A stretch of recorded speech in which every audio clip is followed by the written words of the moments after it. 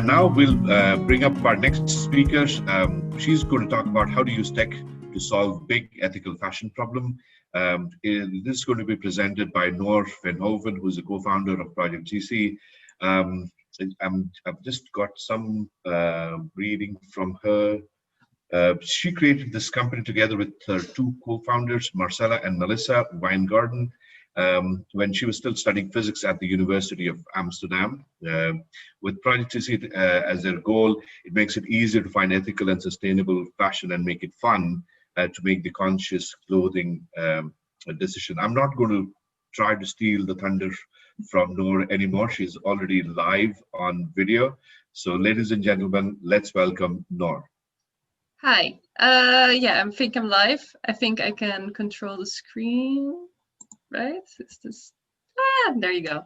Hi, everybody. I'm Noor Veenhoven. I'm one of the co-founders of Project CeCe, search engine for sustainable and fair trade fashion.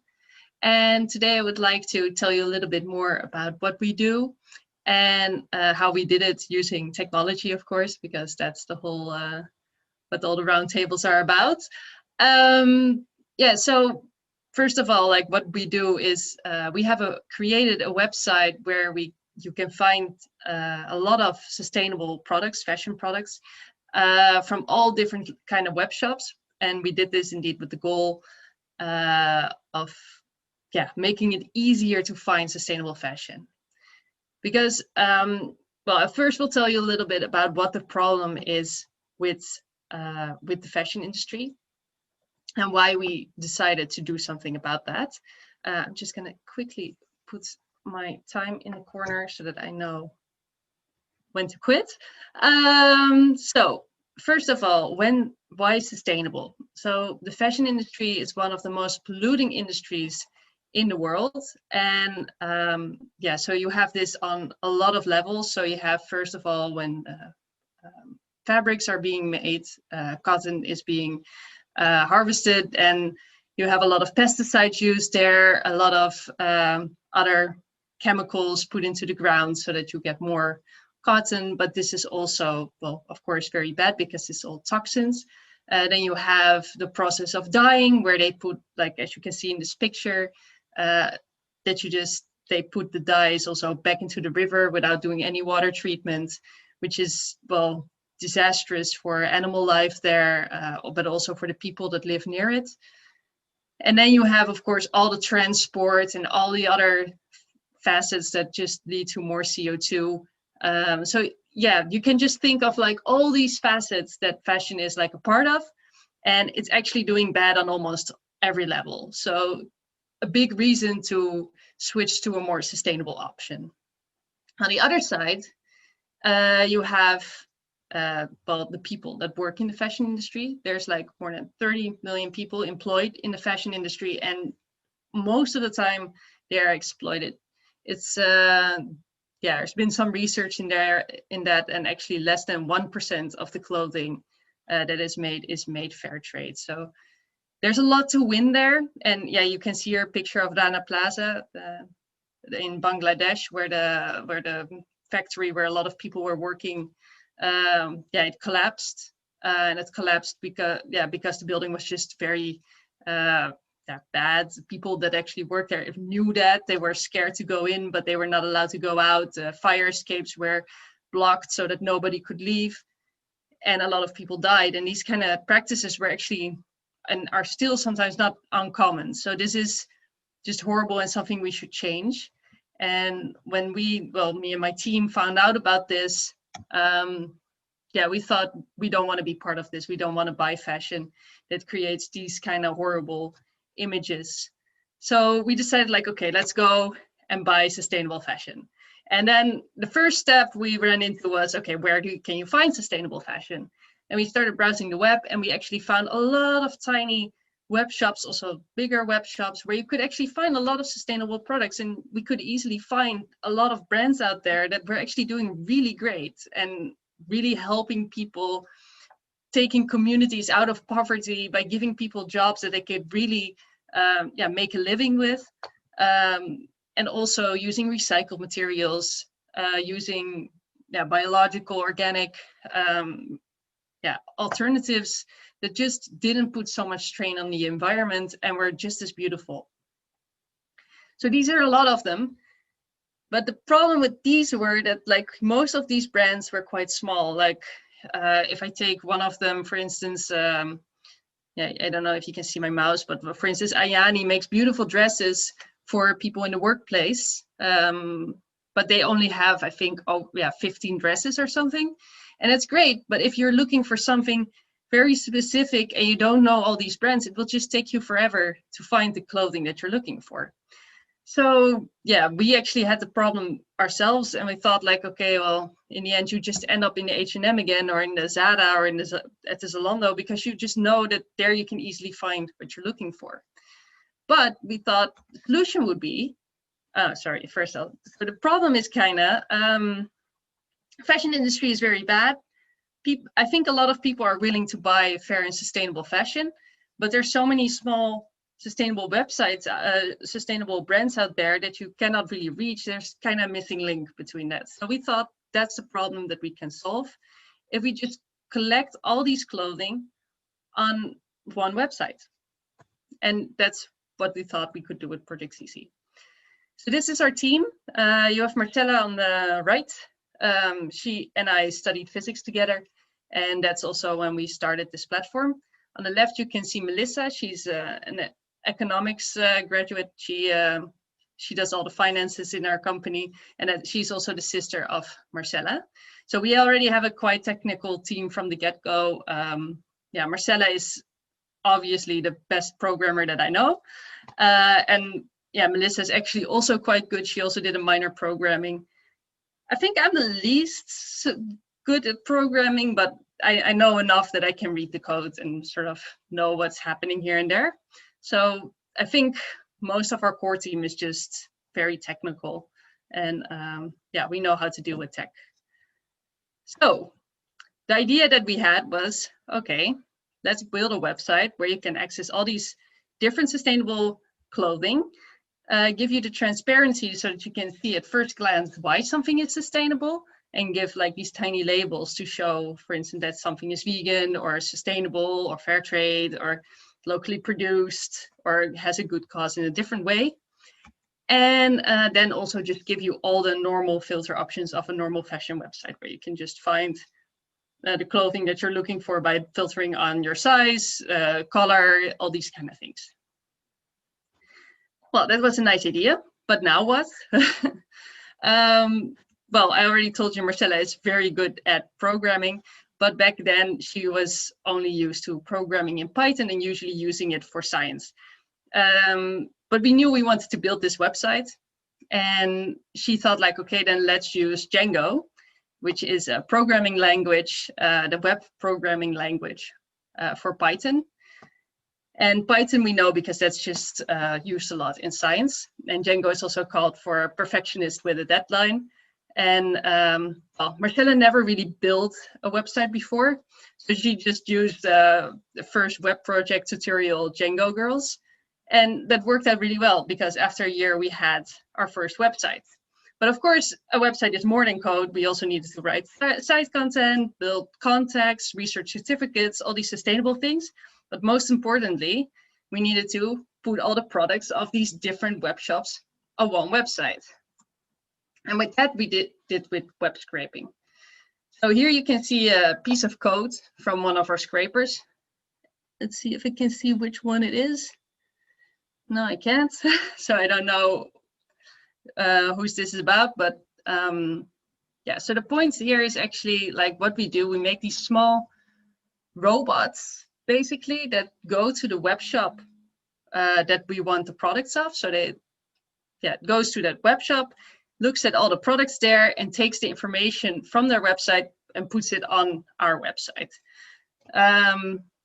So that's also a small thing I would like to say, like we don't sell anything on our website, we just redirect to the web shop where you can buy the product.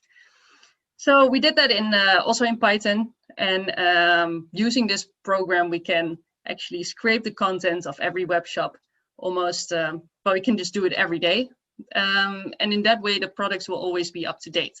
So this is very nice for especially small stores that don't have like an almost unlimited supply of one product, but actually have only 3 or something, and it gets sold out fast. And we will just update that every day and make sure that yeah, it's always up to date. So how do we do this? Like, this is a small yeah, example of this. So here you can see one of our brands, Studio Yux, well, actually a store, because this is from a different brand. Yeah, so what we do is we scrape the title, the product title, we scrape the sizes. So we all put this in separate sort of categories in our database. And then of course the product description, the price, the pictures, and then also the product category, the product brand, because this is Kings of Indigo, I think. Then the type, if it's men's or women's clothing or unisex kids. And of course, if it has certificates or labels. So this is all the information that we have on a product, and then we put it all on our website. So this is the result. So yeah, it just really looks like a regular fashion website. You can easily browse through all the clothing that you would need. Yeah, right now you might want to look for a nice knitted sweater. You can easily see all the labels that we give to the clothing, like if it's environmentally friendly or if it's yes, fair trade. And you can easily see also the certificates that it has. And in this way, we just want to make it very easy to find these sustainable products.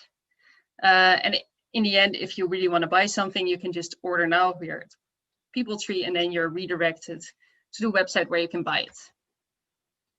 But that's not all. Of course, we use a lot more technology than this to build our website. We also build our own affiliate marketing program. So as I already said before, yeah, so we don't sell anything on our website, but we of course want to make money because we're a company and we need to exist. So we need some money for that. So what we do, if you click on one of our products that you want to order it, you're redirected to the website where you can buy it. We also then place a cookie, or actually the web shop itself places a cookie.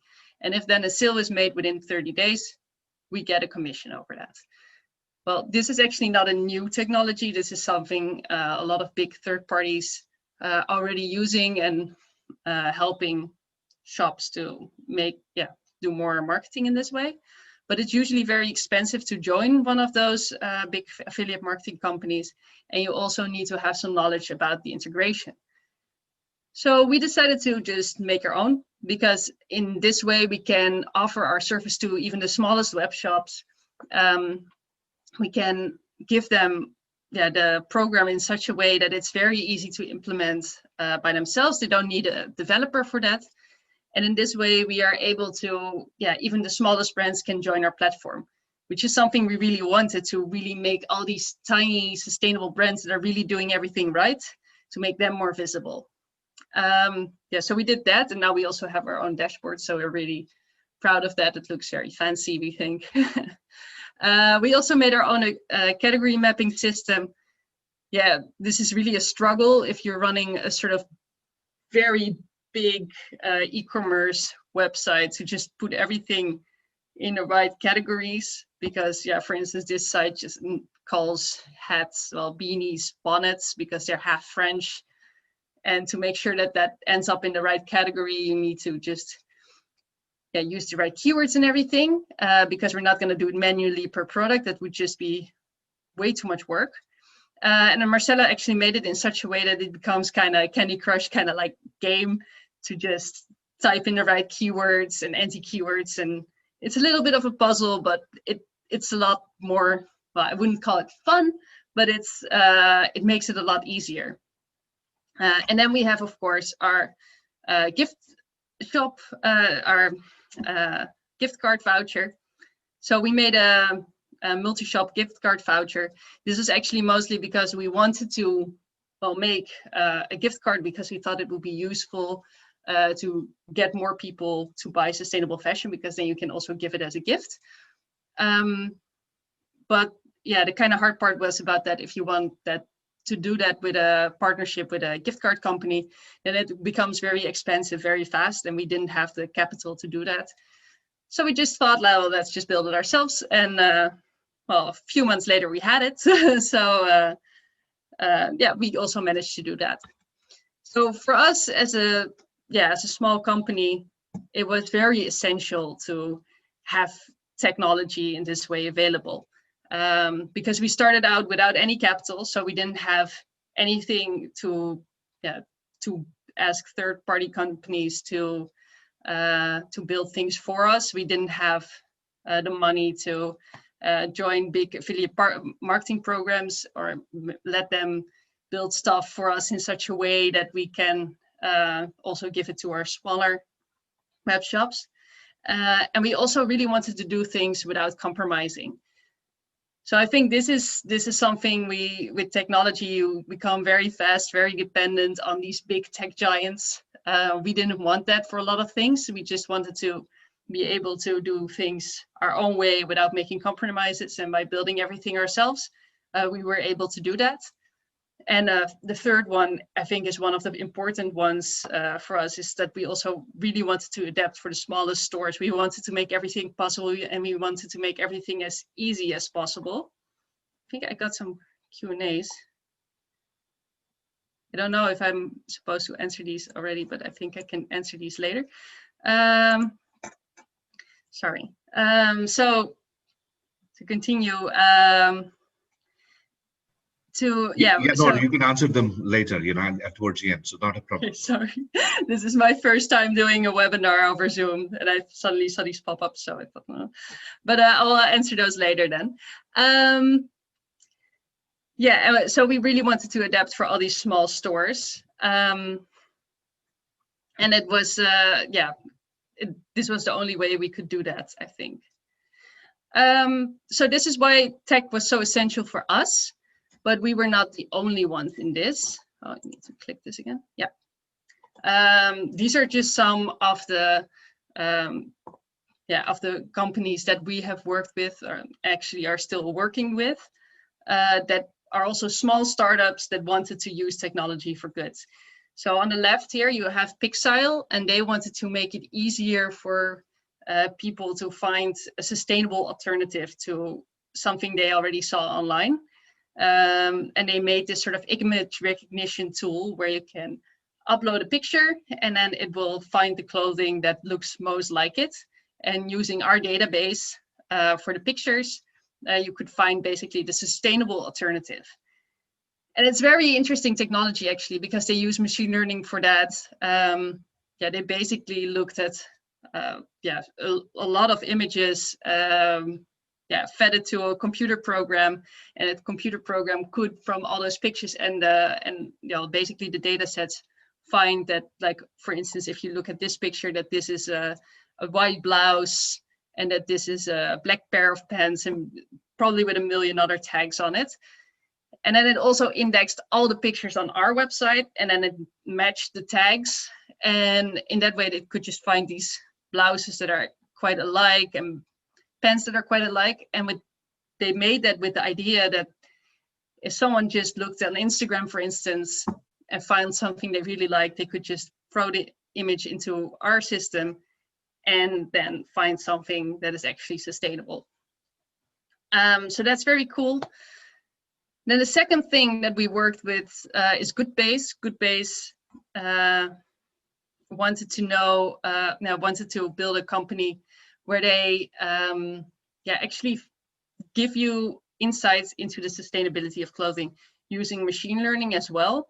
So they used our database of all our brands to basically train a computer program to learn by looking at a website from a brand if it is sustainable. And so they looked through our data and used that as a sort of reference for the program. And after that, they try to do, like, for instance, you can see here some clothing like only that they rated that as unsustainable using their computer program for that.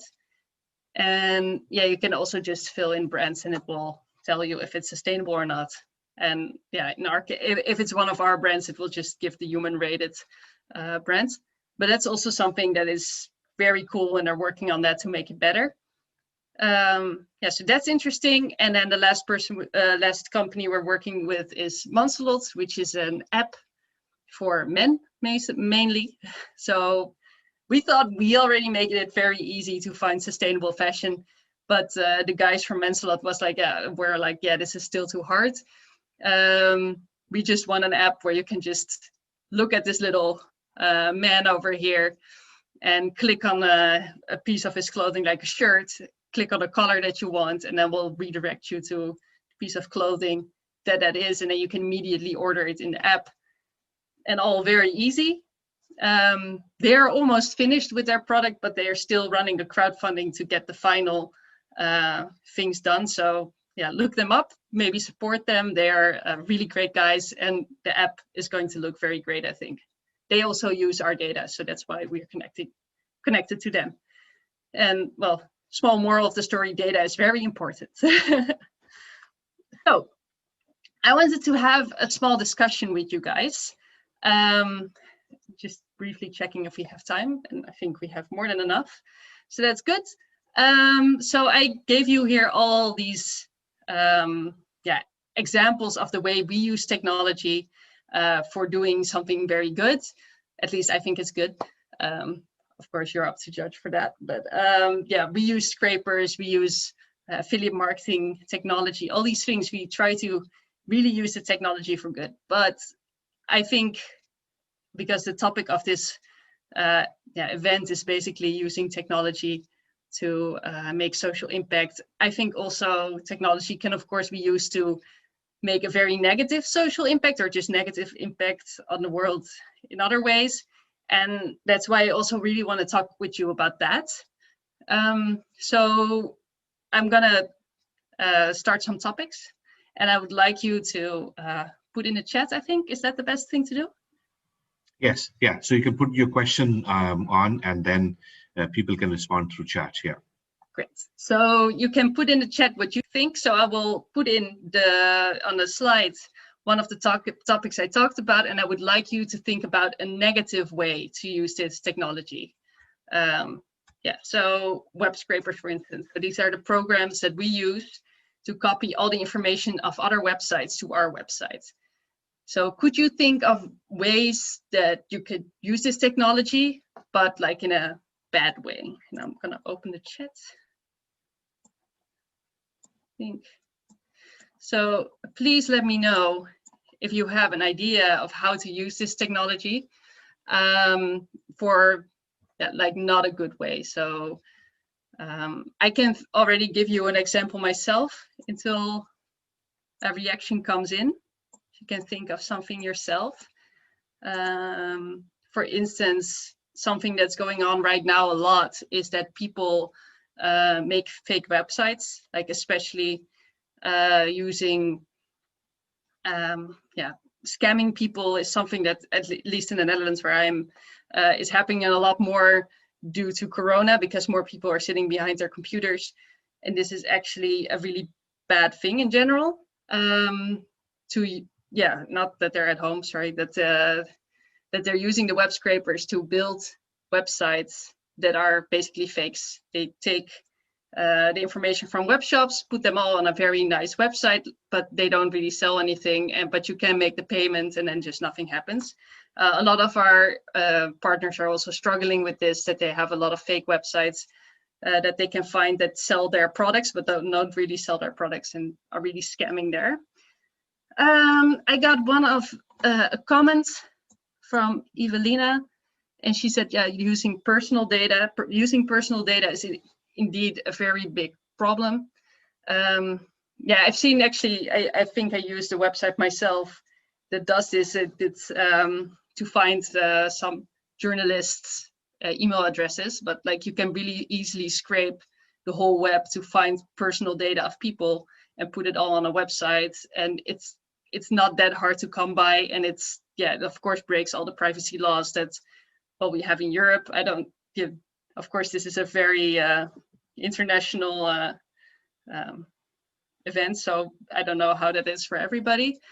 But using personal data is indeed a very big thing that it can be used for.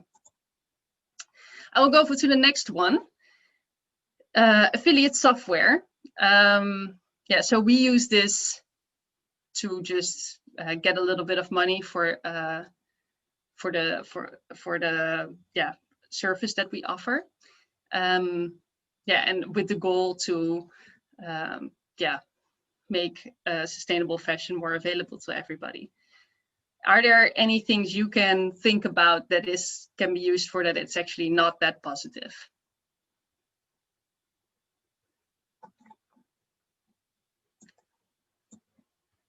I'll give you some time to think about it. Yeah, something that I came up with is actually that it doesn't really help for staying. Yeah, you have a lot of bloggers out there that use affiliate software to make a little bit of money for the articles they write. And the problem with this is sometimes that they say that they really like this product, or that they have tested this, they have tested that, and it's actually not something they are doing as an independent, but as someone making money from it. And this is, that's of course too bad, because it really takes away the independent factor of a lot of people. Yeah, you raise a very good point, Noor, and I'll join in the conversation as well while the audience is taking time to write their comments in chat. You know, the affiliate software, I think, is an extremely important one, because you're absolutely right. So what you'll always see is typically the bloggers who would come up with top 10, whatever platform, top 10 software, top 10 technology, you know. 7 of them would be genuine.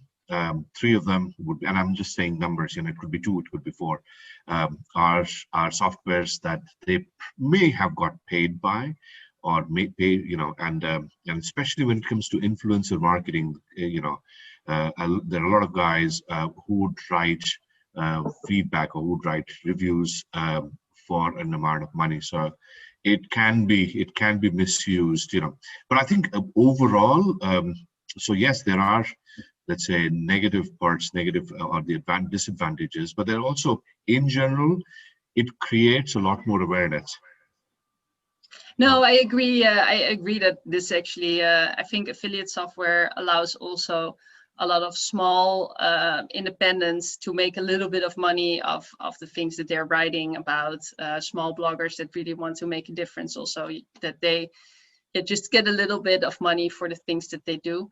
I think that's also sometimes a positive thing, because yeah, in the end, we need everybody also to get paid for doing important things. And I think that's also something that's a bit of a struggle in the whole green community, that people expect you to do it all for free. And yeah, that's not something you can do. We actually got some comments when we yeah, I mean, you know, it's yes.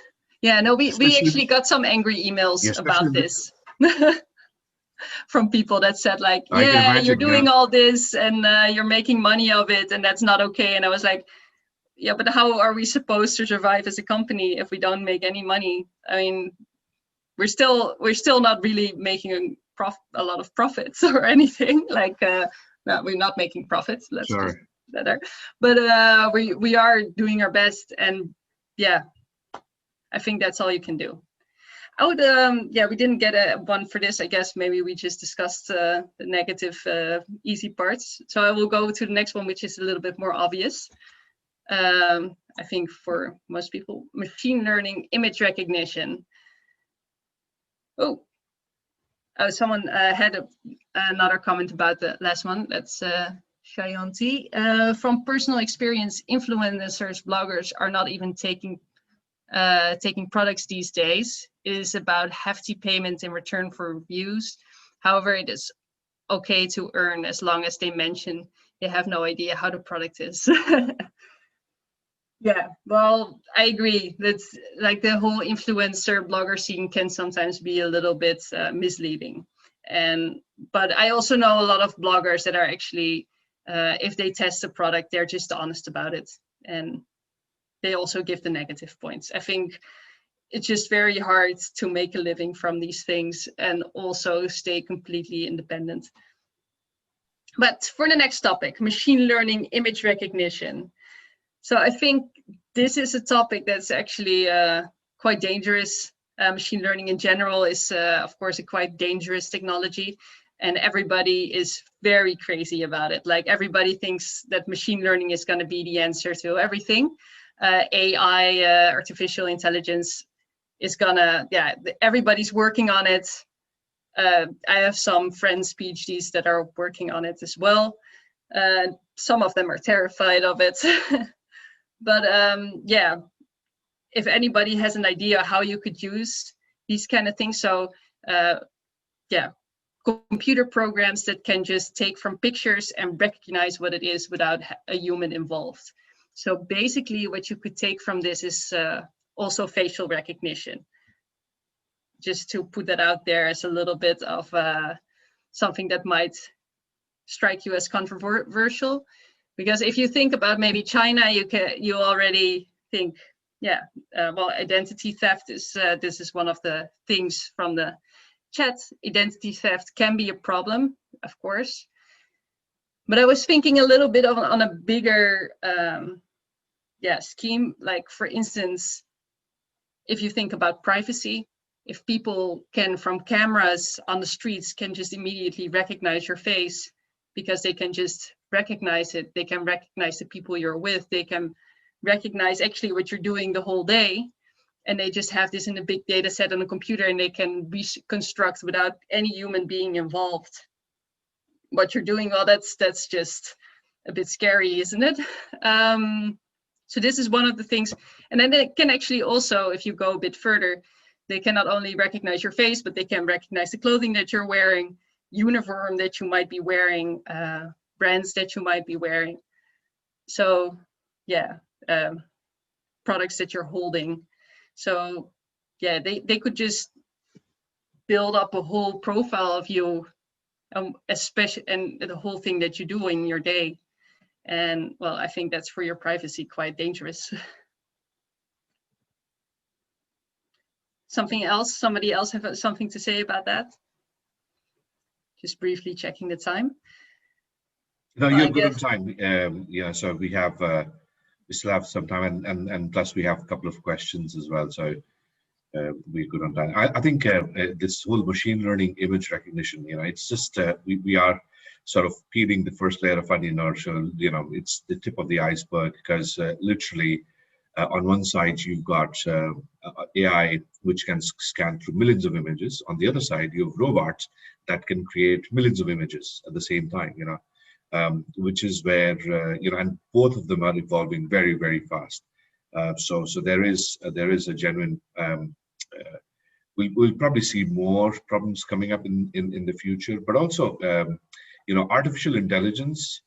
People call it artificial intelligence, but how intelligent is artificial intelligence? I think that's a bigger question, because if yes, on one side you've got AI being used in healthcare, health tech, where they can diagnose, let's say, cancerous cells or people with epilepsy, which can be diagnosed upfront. But on the other side, if you feed stupid data, and excuse the word usage of stupid, but if you use incorrect data and let the engine know that it is not a cell, it is actually a human head, or it is a head of a living being from Jupiter, the machine will think that it is a living being head from Jupiter, because you keep feeding it. So it is important, and especially we've seen some examples where things have not yielded as much result, especially in the recruitment area, where some of the companies have tried to use AI,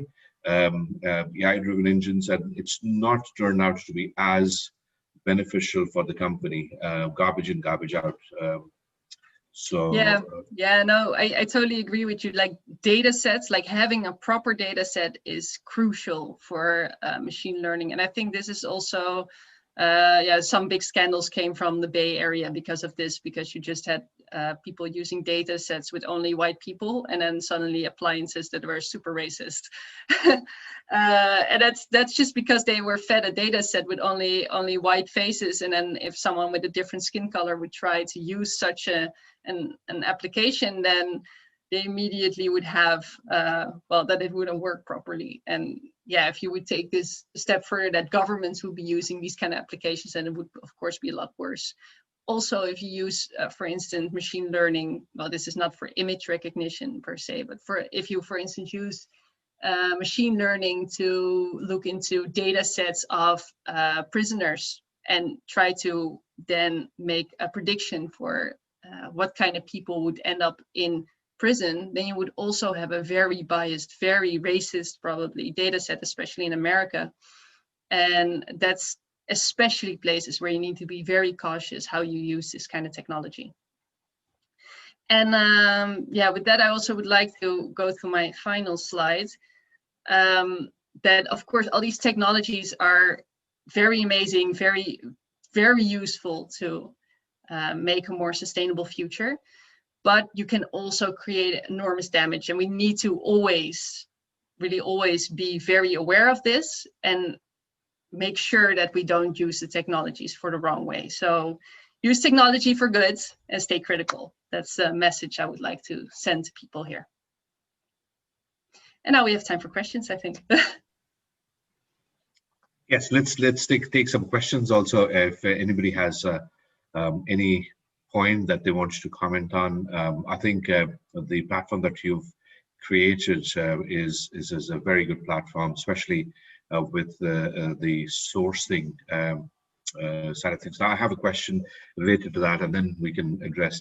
You know, one of the chocolates, I think it's Chocolatoni or whatever it's called. They use Tony Chocolatoni. Yes, sorry, I always.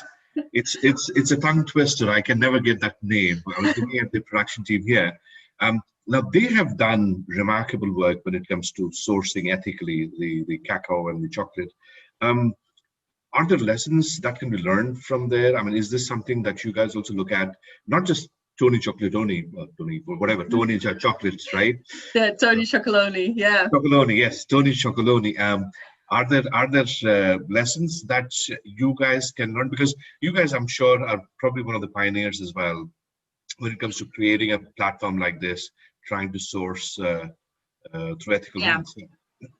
Yeah, I think, like, if you think of Tony Chocolonely and like the amazing stuff they have done, and also how hard they work on being perfect, to really being completely fair trade, and that they put on their labels also for a while that they're 100% slave free, with the idea of, we really do this. And then there was, of course, this big fallout when it turned out that they also had a place where it was not completely 100% fair trade.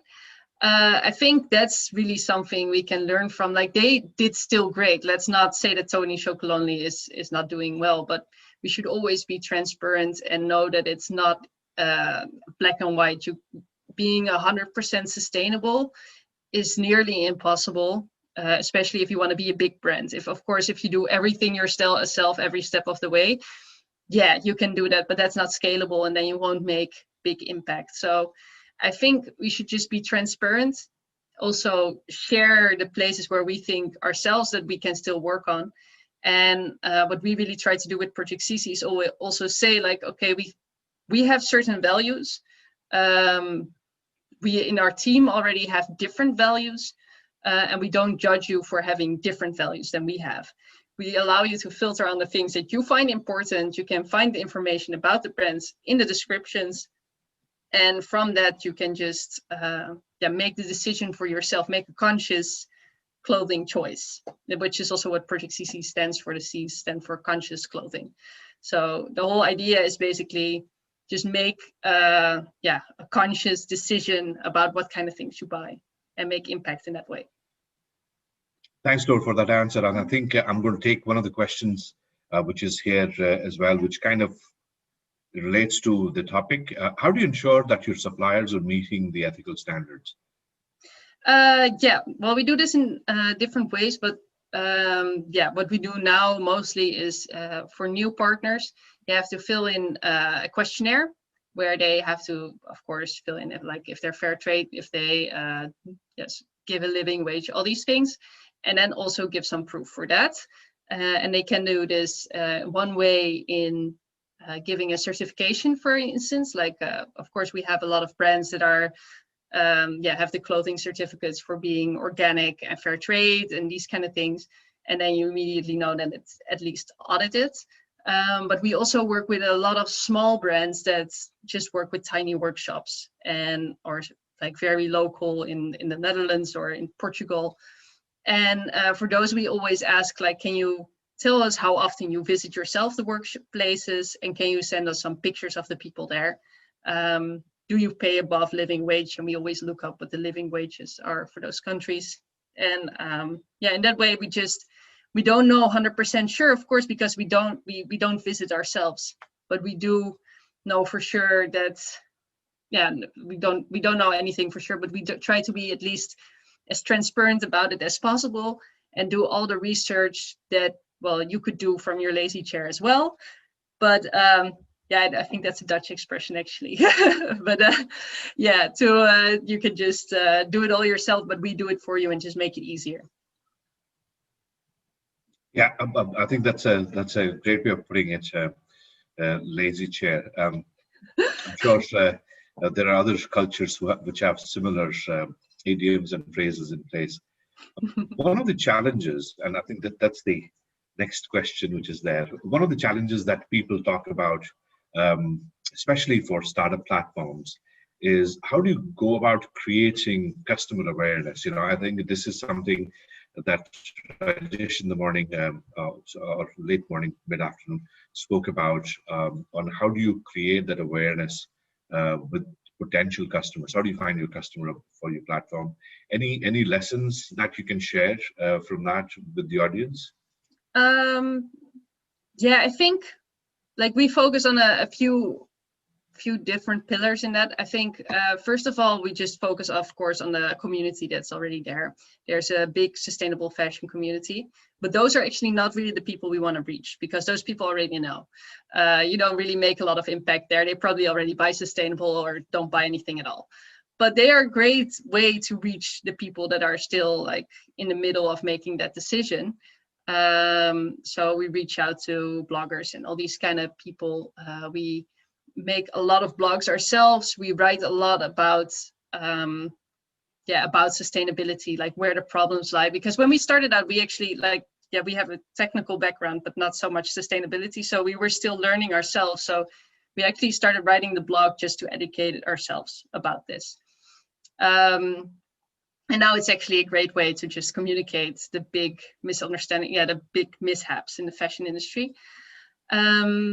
So that's one side. We also give workshops. We do a lot of outreach. We actually also do a lot with schools and education. Don't think that really leads to a lot of new customers, but it's just something we find important. And then I guess a big thing for us to reach more customers is just SEO. So just making sure that if people type in sustainable clothing, buying or something in Google, that they find us. Because right now, actually, if you Google in Dutch sustainable clothing on Google, the first thing you will find is Zalando, because they're just great at SEO. But that's just kind of awful. We all know that they're not sustainable. So we really try to fight them on that. So I think that's also because then you really reach the people that are already looking for it, but are not very at the space that they can really find the things. That they don't have the places where they already know that they have to go to buy sustainable fashion. So that's also a thing. But I think education is also very important, and we always try to reach journalists to tell them about the importance of this topic. Yeah, I think that's a great summation about your project and how you go about accessing the market. And I think some of our audience can definitely learn from that. And would probably like to continue the dialogue further. I think the work that you're doing is pretty commendable. So from our side at the Roundtable, wish you all the best. And from behalf of all the participants, I would also like to thank you for joining us and sharing your views, your project at our platform. So, and we hope to see you again in one of our future events, and of course, we will leverage each other's platforms to promote you as well. So thank you for joining us, and yeah, let's give you a round of applause virtually. Thank you very much. I really liked doing this the first ever on Zoom conference, and yeah, a really great conference, and yeah, hope to see a lot more of this in the future. Thank you. Thank you, Noor.